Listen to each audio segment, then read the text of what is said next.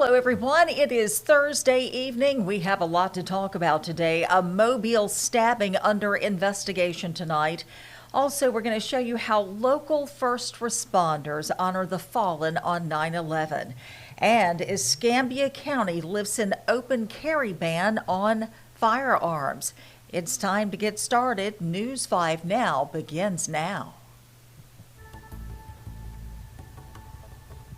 Brought to you by Green & Phillips Injury Lawyers, covering news from your neighborhood and around the world.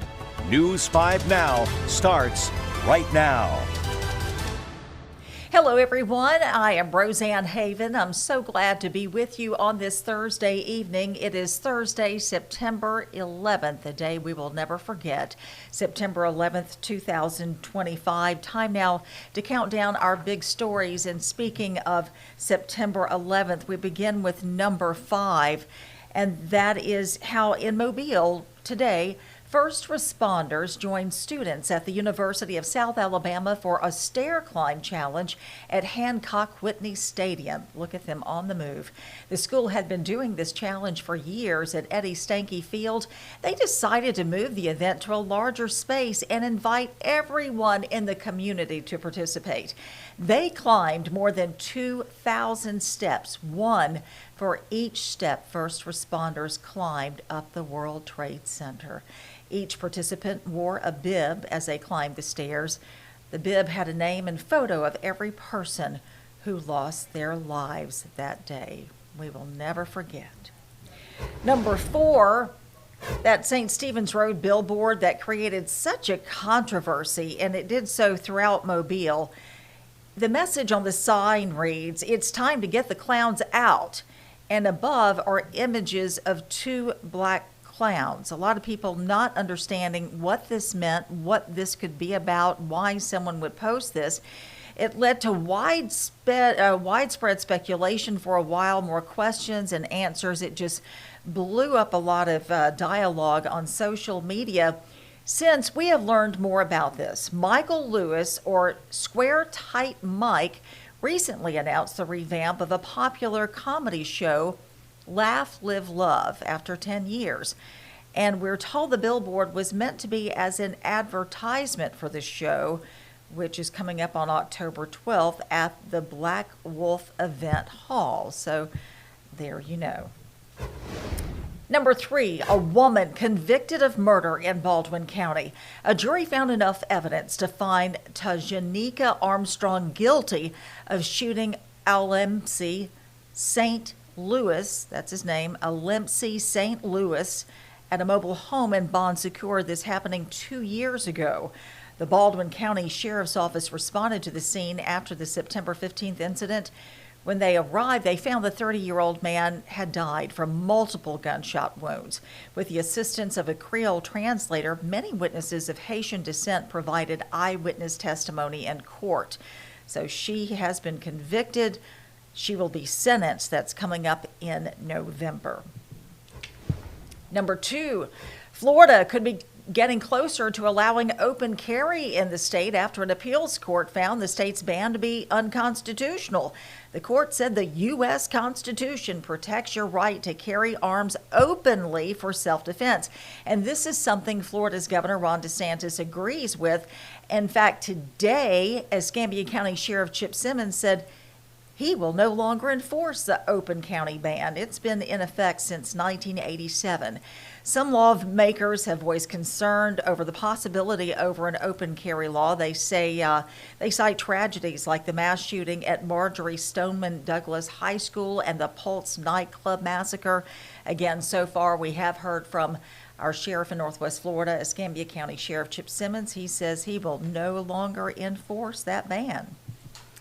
And number 1, a man is expected to survive after being stabbed in the back, literally, in Mobile. Officers were called to a home on Taurus Drive. This is near Demetropolis Road and Highway 90. This went down around 2:15 this afternoon. We're told the man was taken to the hospital, but his injuries are not too severe. He is expected to survive. So far, no one has been arrested in that stabbing. And that's a look at our big stories this hour. Now we're going to talk about our question of the day. This is always fun. The question of the day. Bum, bum, bum. Do you believe in extraterrestrials? Do you believe in ET? Doesn't have to look like ET, but do you believe in extraterrestrials? Let's see what some of you are saying here. Is it not popping up the chat? Let's see.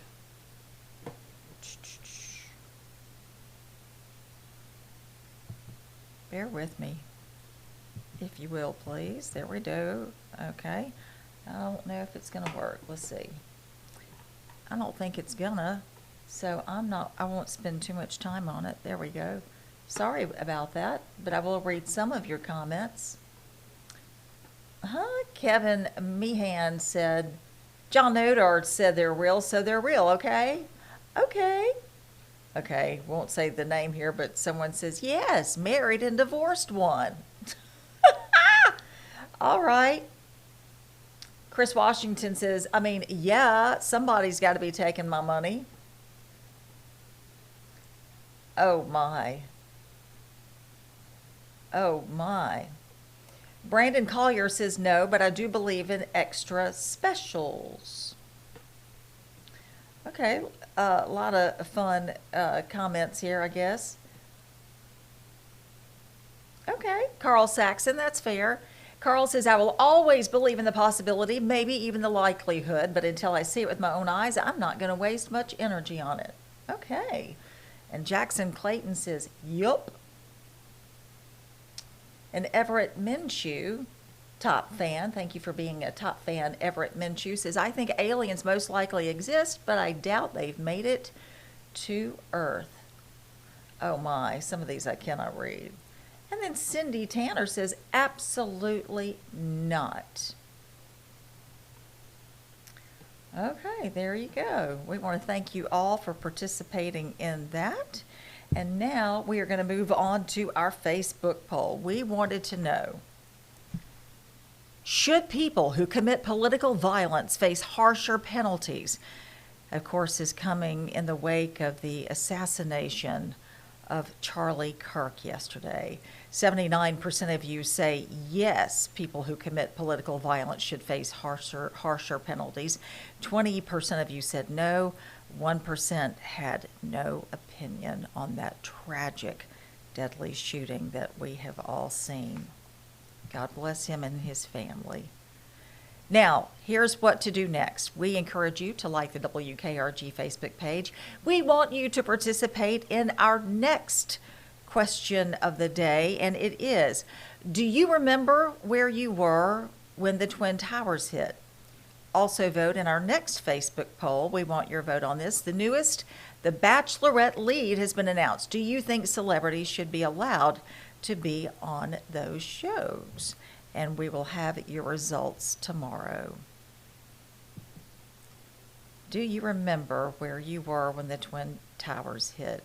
I got to tell you, when the Twin Towers hit, I was working as an anchor for our sister station, WNCT, in Greenville, North Carolina. And I was sleeping because I work evenings, and there the evening news is at 11. And my husband woke me up and said, Roseanne, you need to get up. You need to see this, and you need to go into work. And I'll never forget how I felt. And I had a baby and my husband. And the days after that, all the reporting we did on it, and it was very moving, and how the country came together. And there's a song, if you haven't heard it, I listen to it every September 11th. It's Alan Jackson's country song, Where Were You When the World Stopped Turning, on that September day. And to this day, it still is very moving to me.